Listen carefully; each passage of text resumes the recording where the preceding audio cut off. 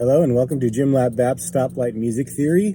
How to write for orchestra. I am trying to write for one. This is an entire class called orchestration.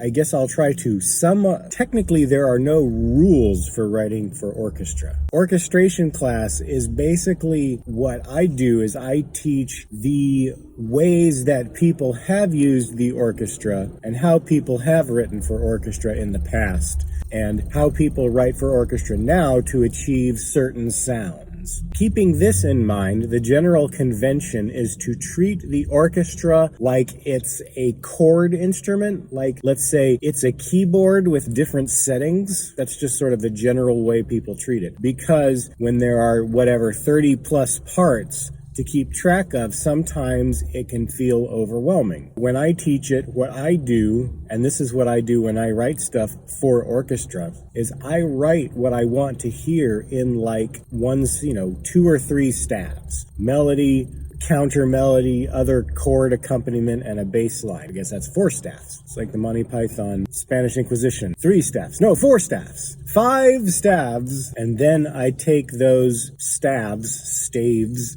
and distribute them to the instruments accordingly. What sound do you want? And then how do you achieve that sound, I guess? The full orchestra sound is probably the easiest one to make because you just distribute it to everybody.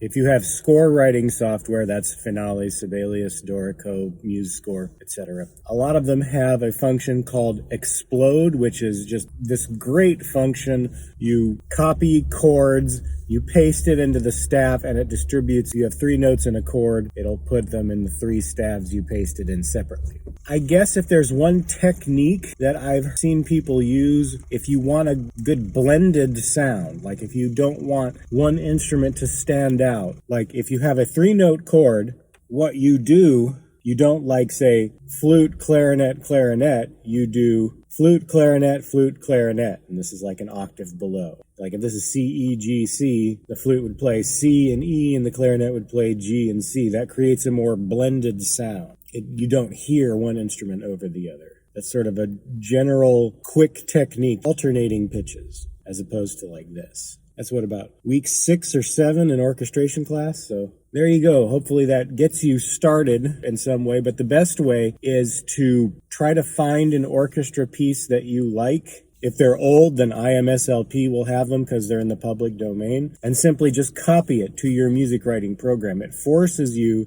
to figure out where in the chord all of the parts are. And they usually fit into one of, 4 or 5 different parts, just distributed among the instruments. Anyway, there you go. 5 weeks of orchestration class condensed into 2 minutes.